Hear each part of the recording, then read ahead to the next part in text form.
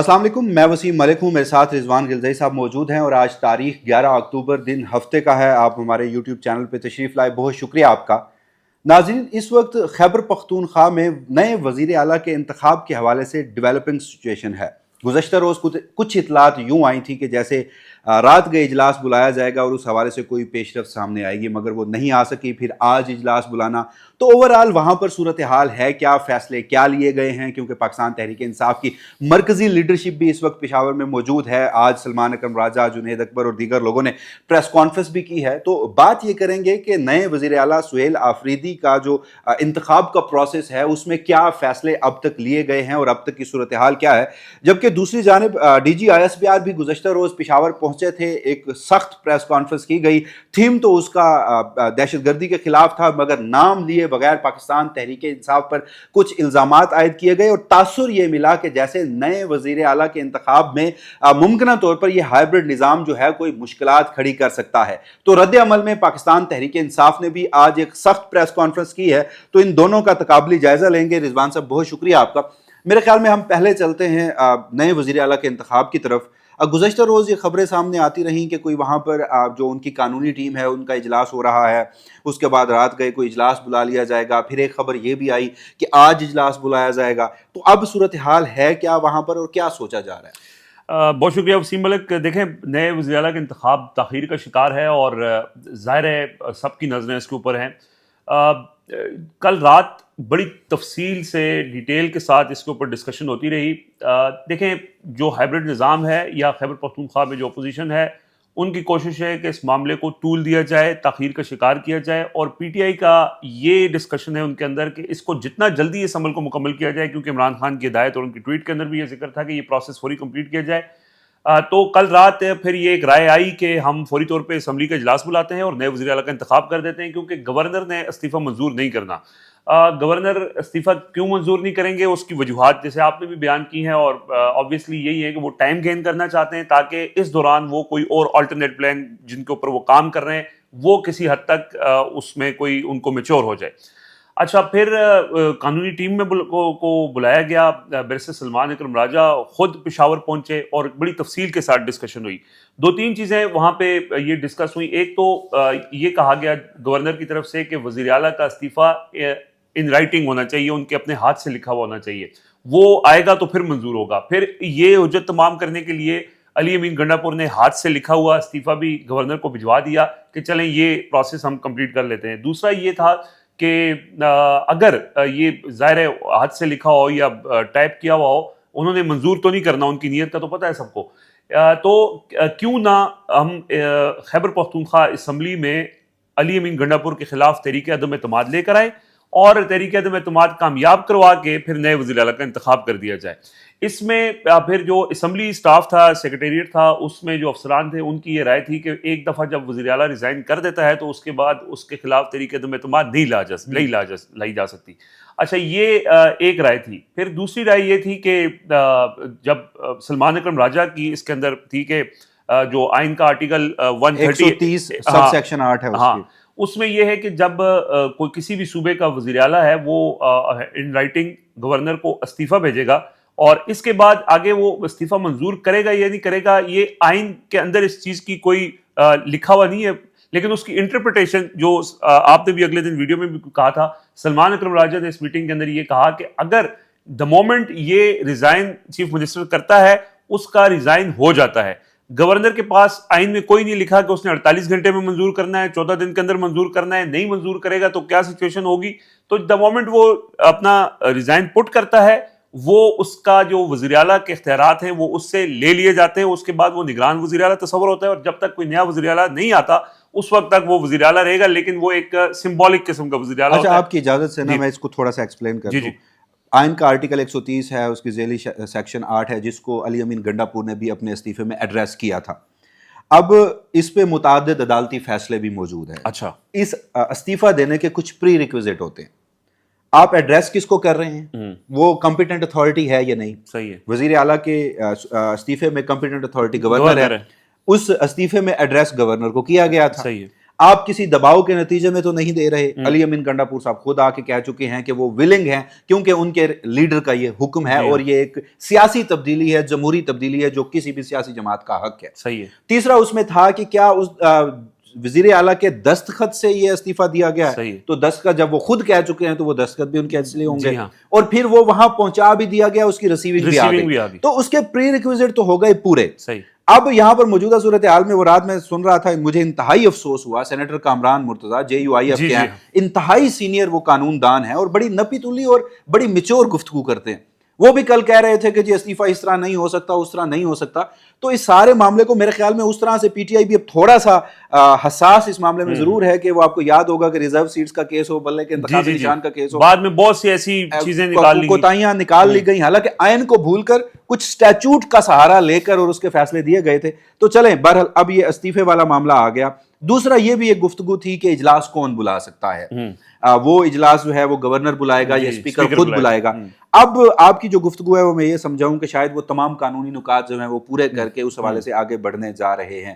تو اس کا مطلب یہ لیا جائے کہ یعنی آج 11 اکتوبر کو ہم جب ویڈیو ریکارڈ کر رہے ہیں تو آج بھی کوئی اجلاس نہیں ہے, اور ممکنہ طور پر اگلا اجلاس کب ہوگا ابھی تک یہ فیصلہ نہیں ہو سکا. وہ میری جو گفتگو ہوئی ہے وہاں پہ ان کی جو پلاننگ ہوئی ہے یا جو مشاورت ہو رہی ہے وہ یہ ہے کہ اب چونکہ ان رائٹنگ ان کا ہاتھ سے لکھا ہوا استعفیٰ بھی آ چکا ہے, تو پہلے جیسے انتظار کیا گیا تھا 48 گھنٹے کا کہ اس کا جواب آ جائے, ابھی 48 گھنٹے مزید انتظار کرنے کا پلان ہے.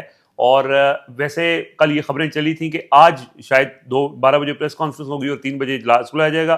آج کوئی اجلاس نہیں ہے, ممکنہ طور پہ کل یا موسٹ پروبیبلی پھر پرسوں یعنی منڈے کے دن اس کا اجلاس بلایا جا سکتا ہے.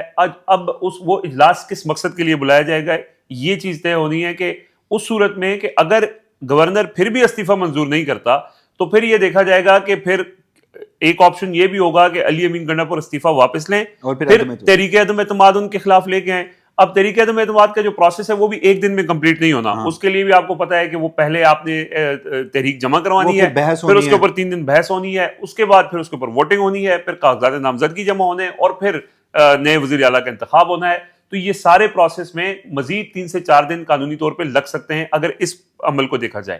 ہاں مین وائل اگر استعفیٰ منظور ہو جاتا ہے تو پھر نئے وزیر اعلیٰ کے انتخاب کا پروسیس کمپلیٹ ہوگا. ابھی اس کے اوپر ابھی بھی مشاورت خیبر پختونخوا میں جو وزیر اعلیٰ ہاؤس ہے وہاں پہ ساری PTI کی قیادت موجود ہے اور وہ بیسٹ پاسبل طریقہ اختیار کرنا چاہتے ہیں تاکہ کل کو کوئی گنجائش ایسی نہ باقی رہے یا کوئی سکم باقی نہ رہے جس کو بنیاد بنا کر ان کی حکومت کے خلاف شب خون مارا جائے. دوسری طرف صورتحال ظاہر ہے آپ کو پتا ہے کہ حکومت تو کھل کے کہہ چکی ہے. پرویز رشید کا کل کا بیان آپ نے دیکھا, تارڑ کا دیکھا, DG SPR کی پریس کانفرنس سے جو تاثر ملا کہ سہیل آفریدی کو روکنا ہے ہر صورت کم وقت میں والی بات ہے. تو اس صورت میں اب ایک یہ چیز بھی سامنے آئی ہے, یہ خبر سامنے آئی ہے کہ یہ رابطہ کیا جا رہا ہے PTI کے اندر ایسے لوگوں سے جن کے پیچھے 10 سے 15 لوگ MPs کی گروپ ہو, یعنی اگر ہزارہ ڈویژن ہے تو ہزارہ ڈویژن کے کسی بندے سے رابطہ کر کے اور اس کو کہا گیا کہ آپ اپنے ساتھ 15-20 بندے جوڑ لیں تو اپوزیشن کے جو 50-55 لوگ ہیں وہ ہم آپ کے ساتھ جوڑ کے اور آپ کو وزیر اعلیٰ بنا دیتے ہیں. اور ظاہر ہے اگر کسی کو یہ آفر کی جائے کہ وہ ان کو اس کو وزیر اعلیٰ بنایا جا رہا ہے تو اس کے لیے تگ و دو کر سکتا ہے. پہلے کوشش کی کہ لوگوں کو توڑا جائے, وہ تو آج جنید اکبر نے کہہ دیا ہے کہ چیلنج کیا ہے کہ 92 میں سے آپ 91 بھی نہیں کر سکتے. تو اب یہ ایک اور کوشش کی جا رہی ہے کہ گروپ بنا کے 15-20 لوگوں کا اور ان کو وزارت اعلیٰ آفر کر کے اور اپوزیشن کو کہا جائے, کیونکہ اپوزیشن کی وہی یہاں پر پیٹرن نہیں بدل رہا. کشمیر آزاد کشمیر میں انہوں نے یہی صورتحال کی تھی, گلگت بلتستان میں انہوں نے یہی صورتحال کی تھی. لیکن یہاں پر نا 2 چیزیں رضوان صاحب ڈسکس ہو رہی ہیں. پہلا یہ کہ چلیں جو آپ نے ایک خبر بتائی کہ لوگوں کو اپروچ کیا جا رہا ہے, اس میں بھی مشکل صورتحال اس لیے پیش آ سکتی ہے کہ موجودہ وقت میں دیکھیے علی امین گنڈاپور صاحب چاہتے تو اس وزارت اعلیٰ سے چمٹ کے رہ سکتے تھے, ان کو اپروچ بھی کیا گیا ہوگا, راستے بھی بتائے گئے ہوگا. وہ ایک سمجھدار, باقی ان سے جتنے مرضی اختلافات آپ کریں, لوگ کہہ رہے ہیں کہ انہوں نے گریس کا مظاہرہ کیا, نہیں, انہوں نے سمجھداری کا مظاہرہ کیا, انہوں نے اپنی سیاست بچائی ہے. اگر وہ رہتے تو وہ شاید خیبر پختونخوا میں رہنے کے قابل نہ رہتے. اب بھی جو اس طرف گیا تو اس کے لیے مشکلات ہوں گی, تو مجھے نہیں لگتا کہ یہ صورتحال یہ والی صورت نہیں کامیاب ہو سکتی. اچھا دوسرا کہا جا رہا ہے کہ گراؤنڈز اس لیے تیار ہو رہے ہیں ساری صورتحال کو دیکھتے ہوئے. انفارچونیٹ ہے کہ DI خان میں دہشت گردی کا حملہ, تیرا میں گزشتہ روز کا حملہ, ہمارے جوان جو ہیں فورسز کے ایون کے افسران جو ہیں وہ شہید ہو رہے ہیں, تو گورنر راج لگا دیا گیا. دیکھیے اس میں میری ایک اور پریپوزیشن ہے, ممکن ہے میں غلط ہو سکتا ہوں. آپ آپریشن وہاں جاری رکھنا چاہتے ہیں اور آپ آپریشن اب تک جاری رکھ رہے تھے, اس میں ہو رہا تھا آپ کے نزدیک کولیٹرل ڈیمیج, پاکستانی معصوم شہید ہو رہے تھے. صبح آپ اسے کہتے تھے کہ وہ دہشت گردوں کے سہولتکار ہیں, شام کو جرگے میں آپ کے افسران بیٹھ کر انہیں معاوضہ دے رہے تھے. جب احتجاج ہوا ہے نا اس ضمن میں, اور لوگوں نے کہا کہ وہ قلعہ بالا, حصار, پشاور, یا ایون کہ اسلام آباد تک کے مارچ کے نعرے لگے, تو آپ نے جا کر راضی کہاں کیا ہے؟ وہاں کی صوبائی گورنمنٹ نے کیا. علی امین گنڈاپور جاتے تھے, وہاں کے صوبائی انتظامیہ سے بھی زیادہ سیاستدان گئے, سیاستدانوں نے جا کر ان لوگوں کے زخموں پر مرہم رکھا ہے, اس سے لوگ اس حد تک اگریسو نہیں ہوئے. آپ گورنر راج لگا لیں گے, اس کے بعد آپ آپریشنز جاری رکھیں گے, اور خدا نہ خواستہ یہ کولیٹرل ڈیمیج بھی بڑھتا جائے گا, تو اس کے بعد لوگوں کے پھر مرہم رکھنے والے کوئی سیاسی قیادت وہاں کی نہیں ہوگی, اور جب سیاسی قیادت مرہم رکھنے والی نہیں ہوگی تو پھر آپ لوگوں کو میرے خیال میں صرف پشاور کی حد تک نہیں, پھر آپ کہیں پہ بھی نہیں روک پائیں گے. بالکل صحیح بات ہے. اور خیبر پختونخوا کا آپ موازنہ باقی پاکستان سے نہیں کر سکتے, کیونکہ وہاں پہ 8 فروری کے الیکشن میں آسانی سے مینڈیٹ لوگوں نے چوری نہیں ہونے دیا, اور آج جنید اکبر نے بڑے وضاحت سے کہا ہے کہ اگر ہم نے 8 فروری کا مینڈیٹ ووٹ چوری نہیں ہونے دیا تو ہم آج بھی اپنا مینڈیٹ چوری نہیں ہونے دیں گے. اور پی ٹی آئی نے اس حوالے سے تمام جو ان کی تنظیمیں ہیں ان کو یہ کال دے رکھی ہے کہ وہ احتجاج کریں گے, اور دا مومنٹ یہ اسمبلی کا اجلاس بلایا جائے گا تو اسمبلی کے ارد گرد پوری طرف جو ہے وہ پی ٹی آئی کے کارکنان جمع ہوں گے کہ کوئی واردات کی جائے اس کو بھی عوامی رد عمل سے روکنے ہیں, اور اگر کوئی وہاں پہ لوٹا بن جائے یا کوئی عمران خان سے غداری کرے تو اس کا بھی محاسبہ وہیں پہ کیا جائے. تو اس دفعہ سوچ سمجھ کے, ویسے پی ٹی آئی نے پچھلے کچھ عرصے میں جتنی بھی غلطیاں آپ نے جو بعد میں ان کو غلطیاں بنایا گیا اس سے سیکھ کے تھوڑا سا وہ وقت لے رہے ہیں. حالانکہ یہ وقت لینا ان کے مفاد میں نہیں ہے, لیکن پھر بھی وہ چاہ رہے ہیں کہ اس کے اندر کوئی ایسی گنجائش باقی نہ رہے. لیکن اس وقت دیکھیں وسیم ملک صاحب, ہم آگے بڑھتے ہیں کہ ان کا جو آج رد عمل بھی آیا ہے اور جو انہوں نے پریس کانفرنس کی ہے. خیبر پختونخوا میں اس وقت کوئی حکومت نہیں ہے. علی امین گنڈاپور عبوری وزیر اعلیٰ ہیں, ان کے پاس اختیار نہیں ہے. حالانکہ کچھ لوگ ان کی جو او ڈی اے خان میں موجود ہیں ان کے ساتھ وزیر اعلیٰ کا پروٹوکول بھی ہے, اور کچھ لوگ کہہ رہے ہیں وہ کامران مرتضیٰ کی بات کا حوالہ دے کے انہوں نے ریزائن نہیں کیا. وہ ایک آئینی طور پہ جب تک نیا وزیر اعلیٰ نہیں آتا وہ عبوری وزیر اعلیٰ کے طور پہ کام کریں گے, اور ان کے ساتھ جو پروٹوکول وغیرہ ہے وہ تو چلے گا, لیکن ان کے پاس اختیار کوئی نہیں ہے. اسپیکر کے پاس اختیار کوئی نہیں ہے, نامزد وزیر اعلیٰ کے پاس اختیار کوئی نہیں ہے. تو صوبے میں اس وقت ایک بحران سی کی کیفیت ہے, اور اس کیفیت کی وجہ صرف ایک ہے کہ گورنر خیبر پختونخوا علی امین گنڈاپور کے 2 دفعہ کیے گئے ریزائن کو ایکسیپٹ نہیں کر رہے, اور یہ اس لیے ایکسیپٹ نہیں کر رہے تاکہ صوبے کے حالات کو جواز بنا کر کسی طرح گورنر راج کی راہ ہموار کی جائے. تو یہ واردات کون کر رہا ہے, کیوں کر رہا ہے, اب لوگوں کو آسانی سے سمجھ آ جانی چاہیے.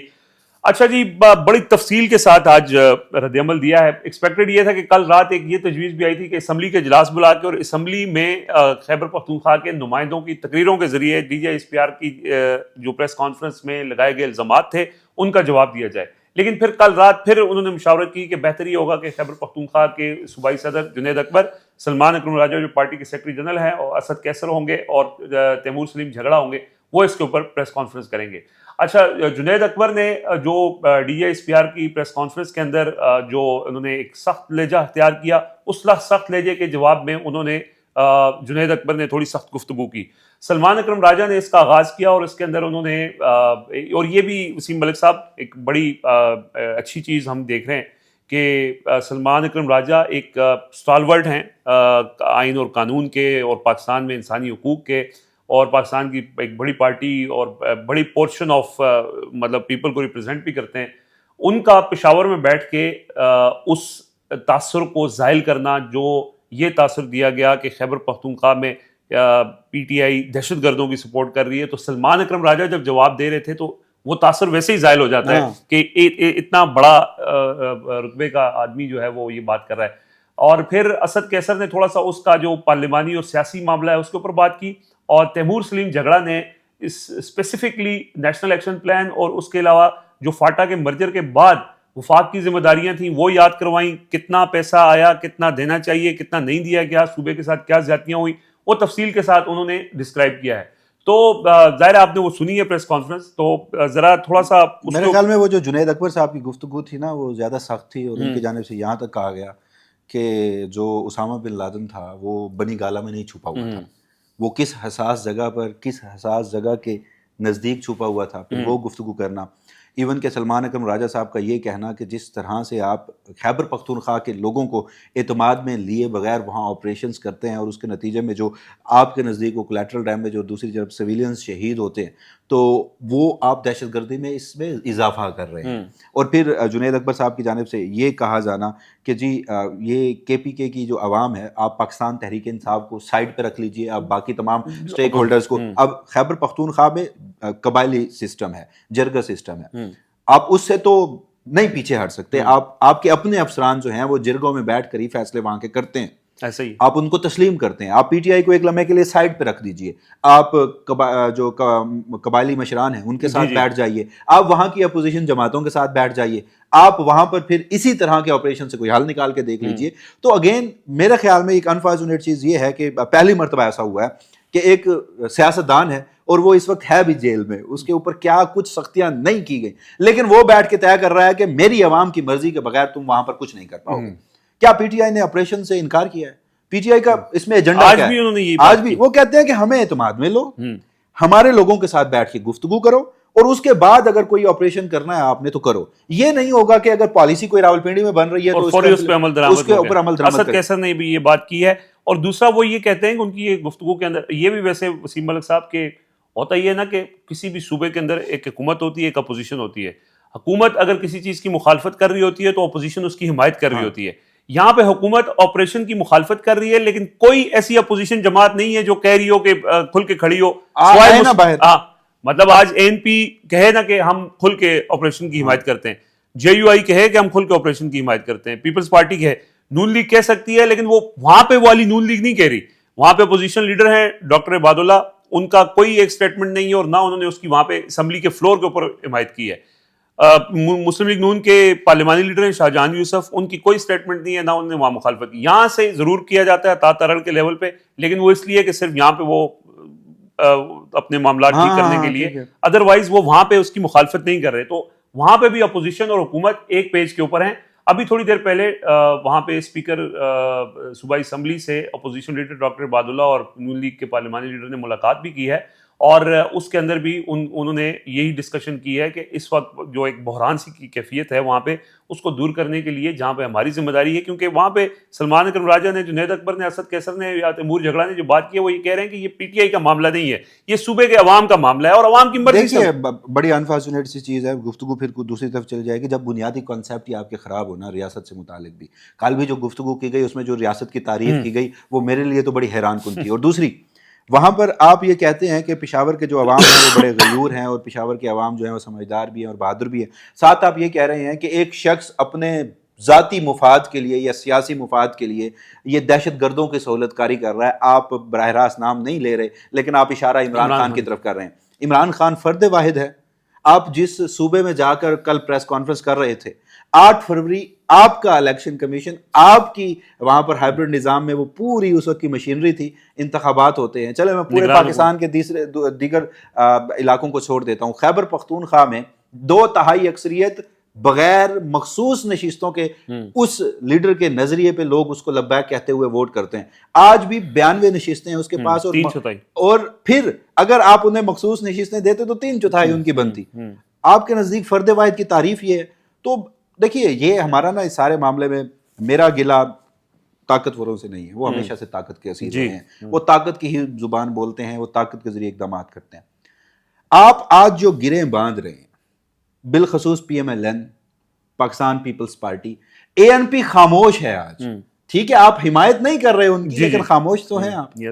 جمعیت علماء اسلام فضل الرحمان کا کوئی کلیئر موقف نہیں آ رہا، ویٹ اینڈ واچ والی پالیسی ہے، تو آپ کے لیے بھی کل مشکل ہوگی۔ ہم اگلی ویڈیو کریں گے۔ پاکستان تحریک انصاف نے تو ابھی بھی سہ رہی ہے، اس نے جب 26 نومبر کو گولیاں لگیں تو چند صحافی جو تھے وہی چیخ چیخ کے بتا رہے تھے کیا ہوا، سارے مذاق کر رہے تھے، ٹھٹھے اڑا رہے تھے، اور تحریک لبیک بھی ان میں شامل تھی جو خاموش تھی۔